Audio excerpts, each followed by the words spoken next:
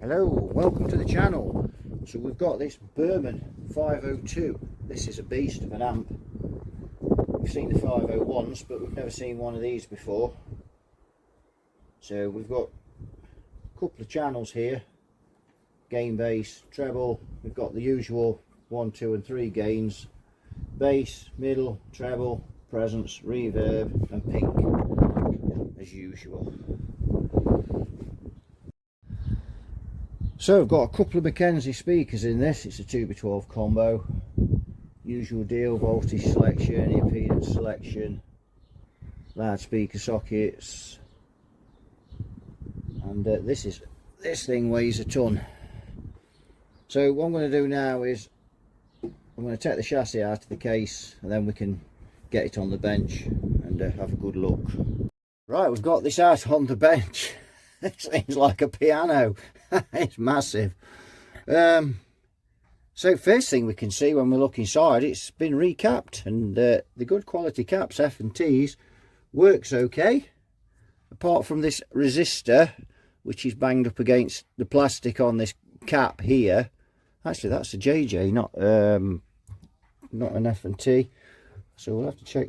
That one's a JJ as well, because it's got the same prongs on there. But this really needs to be away from this cap, because when these amps are cranked up loud, these resistors tend to get hot with the current draw, and obviously that's just going to melt this plastic on here, and it also will then generate heat through the cap, so it needs to be in fresh air really. So other than that, I don't see anything, and it's obviously pushing up against this one here. Really this needed to go behind it, but we can sort that out. It's no big deal. So that works okay. Apart from that, it's nothing major. This however is major. So this I'm not very enthralled about, and this is not good. So we've got some cheap hookup wire here grounding these two EL34s here, and these are 1 ohm resistors which they've put on here obviously to measure the current to the tubes, and you can see that that's just, and this stuff has a tendency to snap because it's thin. What's that, 23, 24 gauge even, I don't know. It's thin, maybe even thinner than that, I don't know, but it's yeah, and you can see it's been I can't believe the person that's done this work has done this. So it looks like the bias has been modded here. We've got a pot for each tube, unless one is a balance pot. Let's have a look at that, just trace it out and see where that goes. So this amp is for sale. This is just an assessment video really. Belongs to a close friend of mine, and I said I'd just open this up and have a look at it before it went up for sale. He's obviously not seen inside it before. He's just owned it for a few years. But yeah, it's all, as I say, the caps, it's been recapped, so that's good. Everything looks, the preamp, now the preamp bypass caps have not been changed, and we know from the previous Burmans that we've worked on that they will be no good, because they're all leaky on those, on the other Burmans, and we've changed a few of these over the years. So let's just hone in before we plug in, and let's just have a look. 128. I know the ESR's 0. It's over, and that's a good bit over for one of these caps, and it probably is a sign that they're leaky as well. They should be 100 microfarad, so that's already 28 over. 133 on that one. Let's try this one. 130 on that one. And this one, sorry, tip that there, 140 on that one, and And the next one, 140 on that one, so that's massively out. Let's go down here, 135 on that one. And sorry, the grounds, I have to put the ground back on here because I've run out of length of cable. And that one is 113, so that's the best of the lot. The last one. And then we've got two more over here, and they are 100 microfarad. So let's try this one first of all. That just says in circuit leaky, so I'm not sure about those. I'm not sure what they're doing either.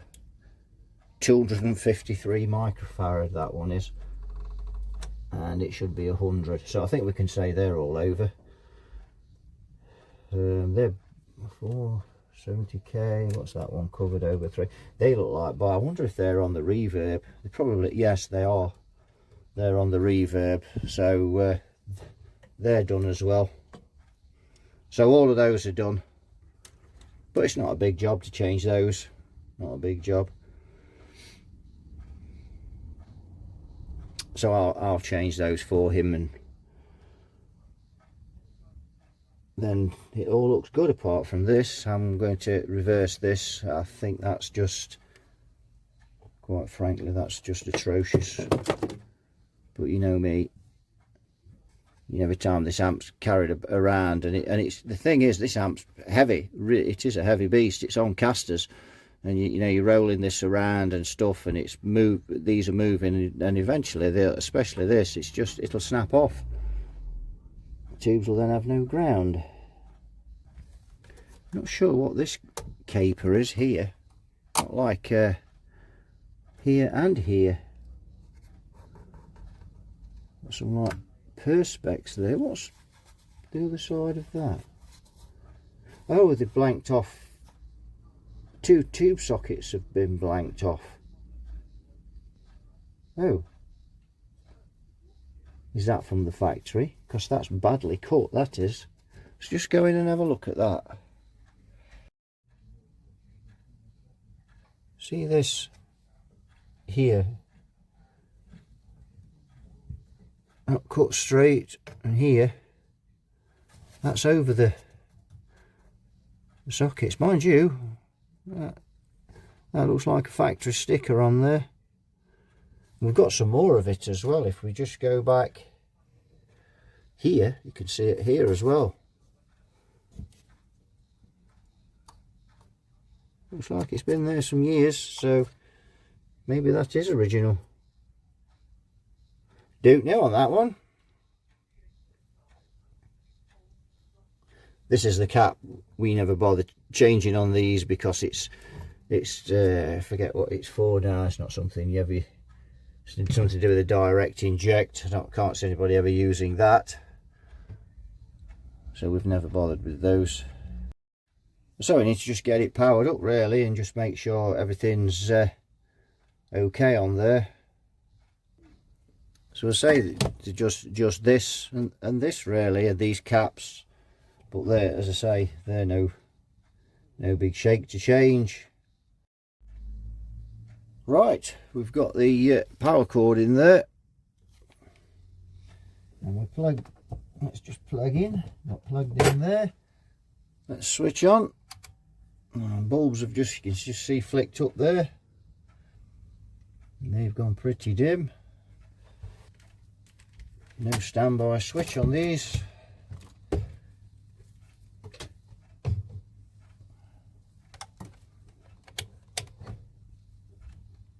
I hear a bit of something coming out of the speaker.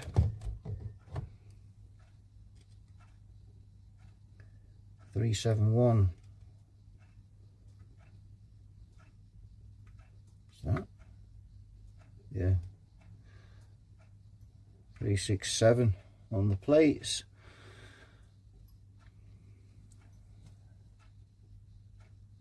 Let's just check the bias. -32. Actually, let's check both of those, because there's 31, 32, yeah. So they are, we just need to check those. Are they wired? Got a little bit of frying that you probably can't hear. We'll add in another bulb, go up a bit more. There we go.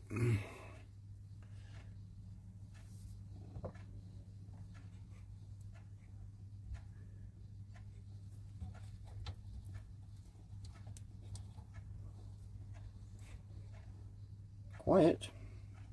453 plate volts now with 210 watts of current limiting. I would expect to, not hearing very much out of it. So why have we got, I can hear something through the speaker. Oh, I'm missing something here. Ah, duh.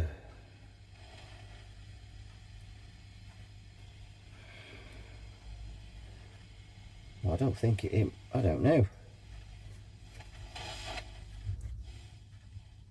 Well, if that's, well, I've got a gain here. Ah. So that's, is that controlled by gain 3 alone? Let's see. Ooh.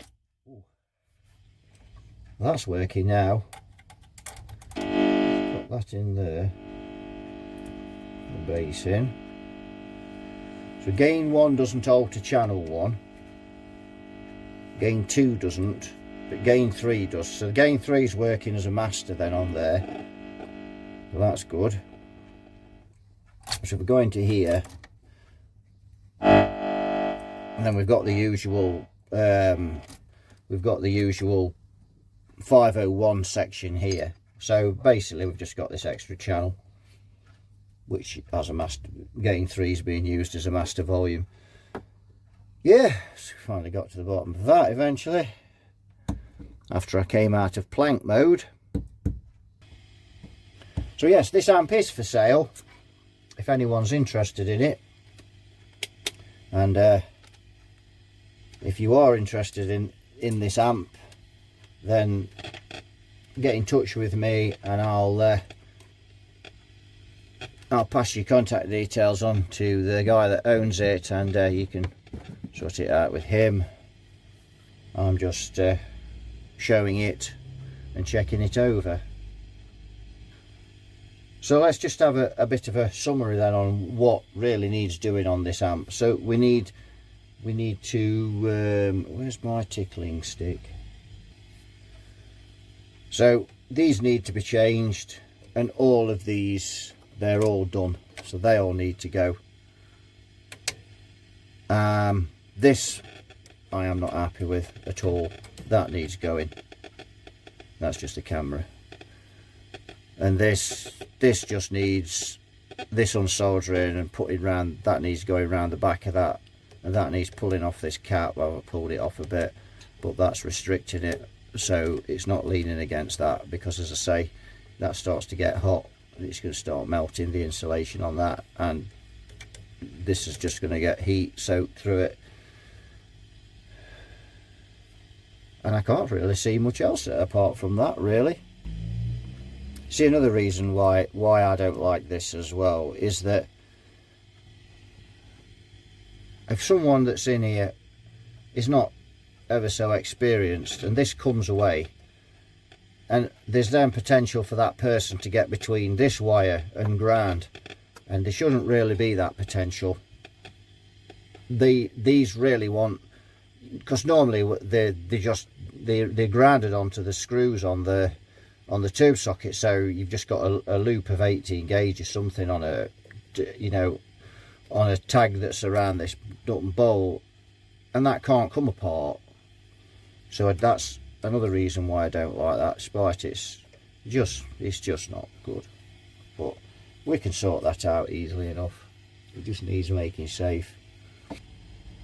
effectively what happens if you get between this wire and the chassis, you'll become a current meter, and it's very unpleasant. So the amp runs okay anyway. It all seems good. Let's just put it on. So we've got 300 watts of current limiting. You can hear that coming up now. Let's just see what plate volts we've got now, because it's a bit of a beast, is this machine.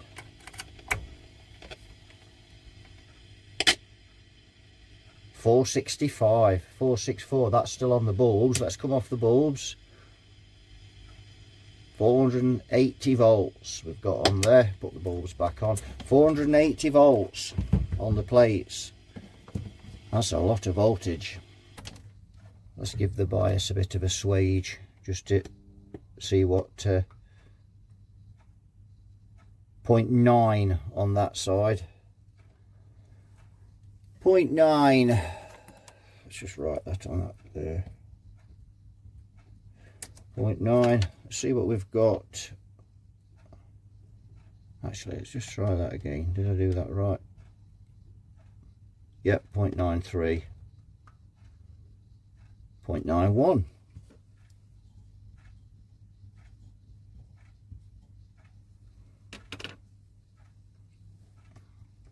Actually, duh, is still on the bulbs, although I don't suppose it'll make that much difference, but 1 volt. So no, hardly any difference really. 1 volt. So virtually, so they're pretty well matched. 0.0, yeah.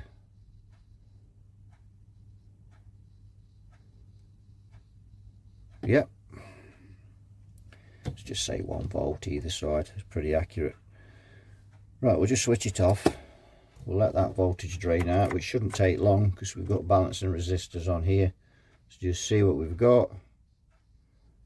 Oh yes, that's coming down lovely. Let's just check this side as well. Yes, no problem.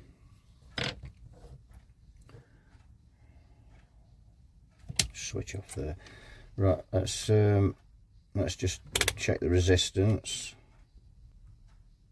42, we'll call that. On green.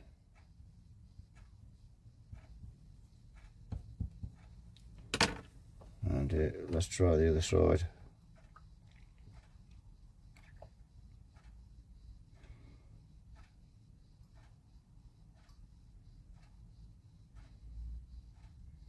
$41. So they are well, that transformer's well matched as well. Sure, we had 480 plate volts, didn't we?